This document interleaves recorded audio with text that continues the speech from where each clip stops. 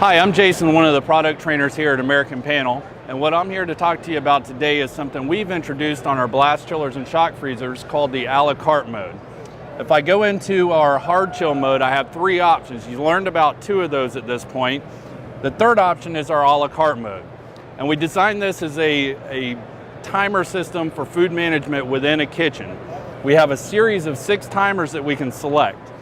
If I select my first timer, I can label the food product timer at this point by hitting the label and selecting whichever product name is appropriate. So if I throw in a first batch of chicken, I select chicken. I can set my time. Hit done, and the unit will turn on and start.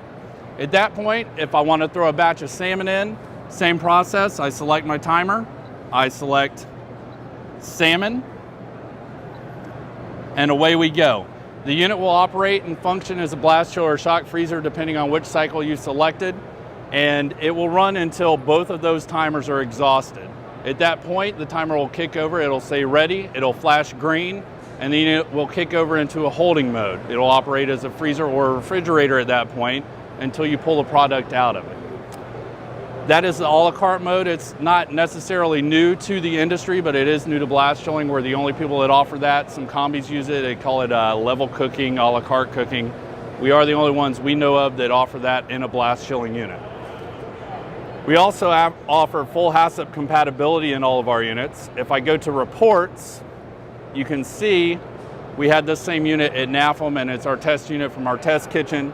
I have a full set of Sub records within the unit.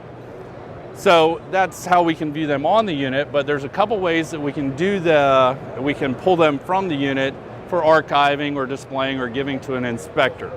First of which is if I hit the save button, we offer a USB option. In order to take a look at that, we're going to step over to our 7-pan counter unit and see the USB drive option. Okay, so here I am at the 7-pan counter unit, and what we're looking at here is our USB drive.